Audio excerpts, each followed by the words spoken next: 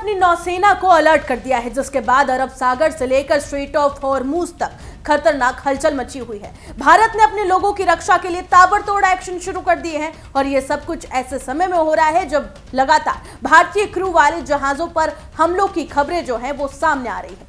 आखिर भारत ने highest alert क्यों जारी किया है? भारतीय नौसेना अब क्या करने वाली है और क्या अमेरिका के इन हमलों की वजह से भारत अमेरिकी रिश्तों में तनाव बढ़ सकता है? अगले 3 मिनट में इस पूरी कहानी को समझते हैं। सबसे पहले समझिए कि आखिरकार ये जो पूरा मामला सामने आया है ये है क्या।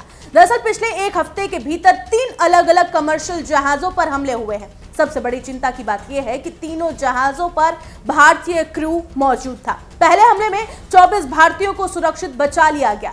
इसके बाद दूसरे हमले में 24 भारतीय क्रू मौजूद थे, लेकिन 3 भारतीय नागरिकों की मौत हो गई। इसके बाद बता दें कि तीसरे जहाज पर भी हमला हो जाता है। हालांकि इस बार सभी लोगों को सुरक्षित निकाल लिया गया। लगातार हो रहे इन हमलों के बाद भारत सरकार ने अमेरिका के वरिष्ठ राजनयिक को तलब किया और अपनी कड़ी आपत्ति दर्ज कराई।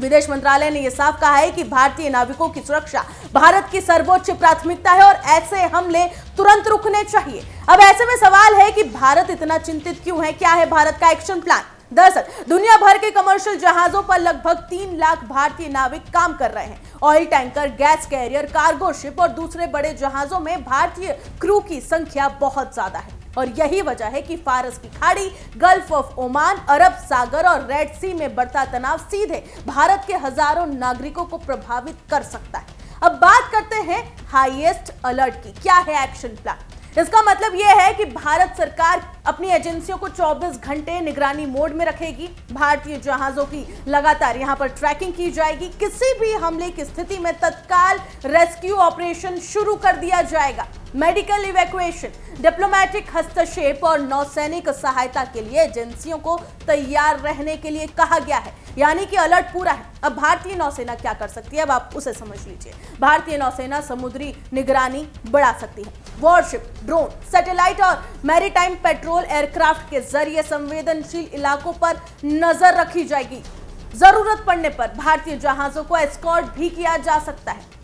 पहले भी आपको बता दें कि ऑपरेशन संकल्प और एंटी पायरेसी मिशनों के दौरान भारतीय नौसेना इसी तरह के भारतीय हितों की सुरक्षा पहले भी कर चुकी है। सबसे बड़ी समस्या यह है कि कमर्शियल जहाजों के पास खुद की कोई सैन्य सुरक्षा नहीं होती। ये अंतर्राष्ट्रीय समुद्री कानूनों पर भरोसा करके चलते हैं। ऐसे में किसी भी मिसाइल हमले का सबसे बड़ा खतरा जहाज पर मौजूद नागरिक क्रू होता है।